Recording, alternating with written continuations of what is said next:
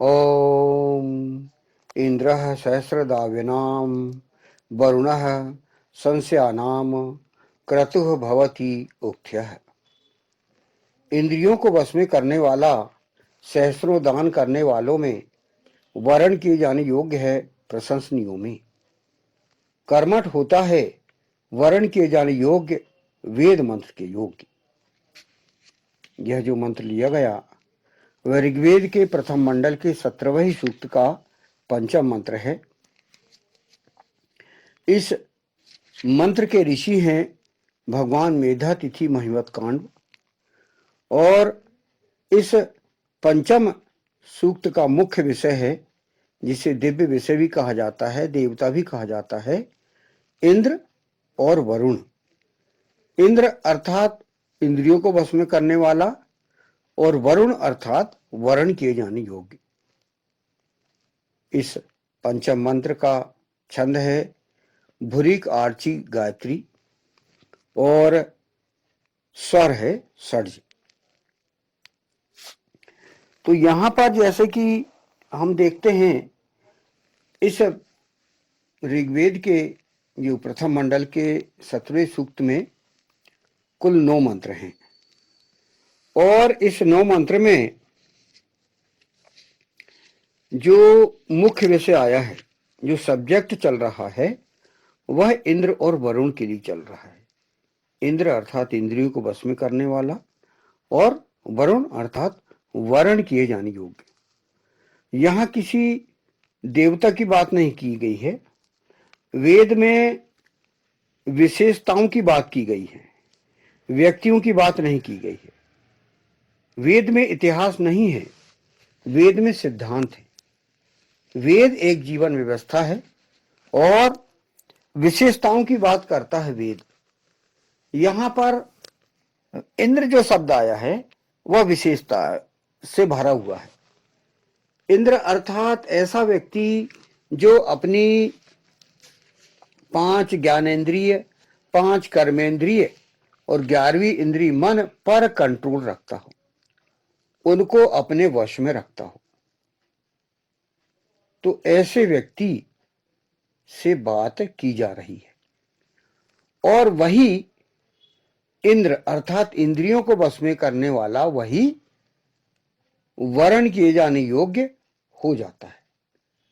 क्योंकि जो व्यक्ति अपनी इंद्रियों को वश में करने लगता है तो वह अनुगमनीय हो जाता है, वह प्रशंसनीय हो जाता है। और आज के आधुनिक भौतिक युग में अपनी 5 ज्ञानेंद्रिय, 5 कर्मेंद्रिय और 11वीं इंद्रिय मन को अपने वश में करना बहुत बड़ी बात हो जाती है। व्यक्ति को अपनी इंद्रियों को वश में करना एक अत्यंत महत्वपूर्ण गुण है। ये विशेष गुण बताया गया है, विशेष गुण। ईश्वर ने वेद में 4000 से अधिक बार इंद्र शब्द का प्रयोग किया है। इंद्र इंद्र इंद्र इंद्र अर्थात अपनी इंद्रियों को वश में करना। हमारे जो 4 वेद खंड हैं, ऋग्वेद, यजुर्वेद, सामवेद और अथर्ववेद, इसमें कुल मंत्र हैं 20,416। इन 20,416 मंत्र में 4000 से अधिक बार इंद्र शब्द आया है। तो सबसे अधिक बार इंद्र शब्द, फिर अग्नि शब्द आया है और फिर सोम। तो यहां पर इंद्र का प्रसंग चल रहा है और जो व्यक्ति अपने ज्ञानेंद्रिय 5, अपनी कर्मेंद्रिय 5 और मन को कंट्रोल करता है तो वह सर्वत्र वर्ण किए जाने योग्य हो जाता है। आज हम देखते हैं कि भले ही व्यक्ति रुपए पैसे खर्च कर लेता है, लेकिन अपनी इंद्रियों को वश में करना बहुत कठिन महसूस करता है। बहुत उसको लगता है कि भाई ये बहुत कठिन है। आज व्यक्ति चाहता है कि भाई भले ही पैसे खर्च हो जाएं, दान दे दूं मैं, लेकिन अपनी इंद्रियों को वश में करना आज का जो भौतिकतावादी जो वर्तमान समय है वह बहुत कठिन है। धनी दानशील हो सकते हैं, धनी व्यक्ति अधिक से अधिक दान करने वाले हो सकते हैं और विभिन्न कार्यों के कारण व्यक्ति प्रशंसनीय हो सकते हैं, लेकिन अपनी इंद्रियों को वश में करना आज के वर्तमान भौतिकतावादी समय में अत्यंत कठिन है। ये हम महसूस कर सकते हैं। इस कारण इंद्र सबके लिए अनुगमनीय है। जो अपने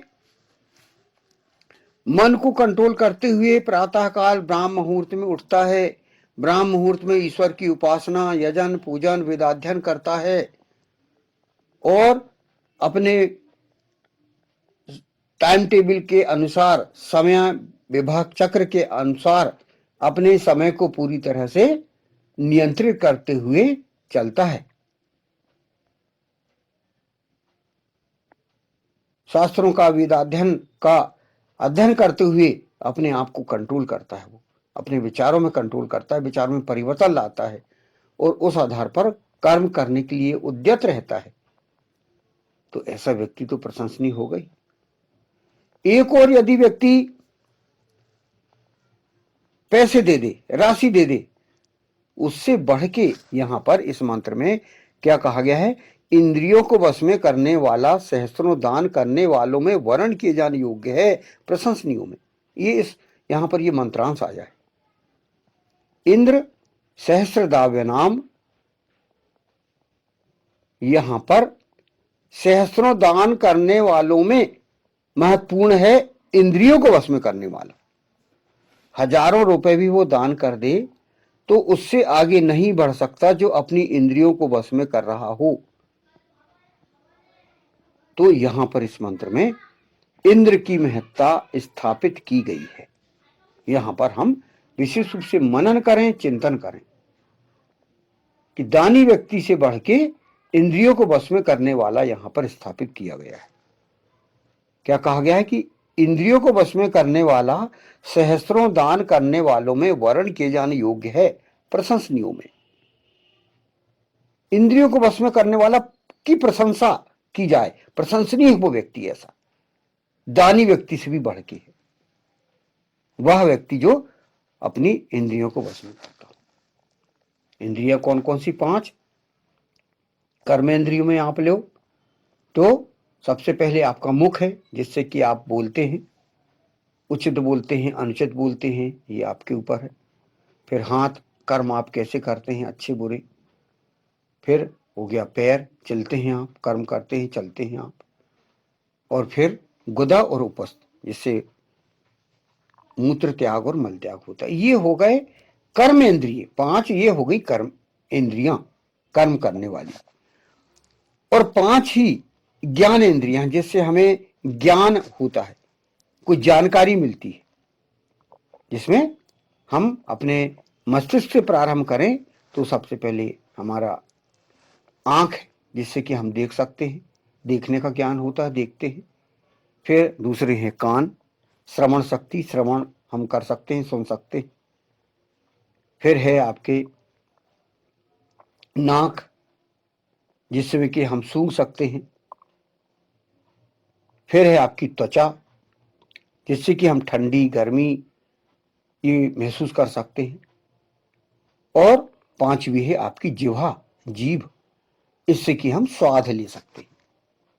तो ये हमारे 5 ज्ञान इंद्रियां हैं। और 11वीं इंद्री मन कहलाया जाता है, जो कि कर्मेंद्री भी है और ज्ञानेंद्री भी है।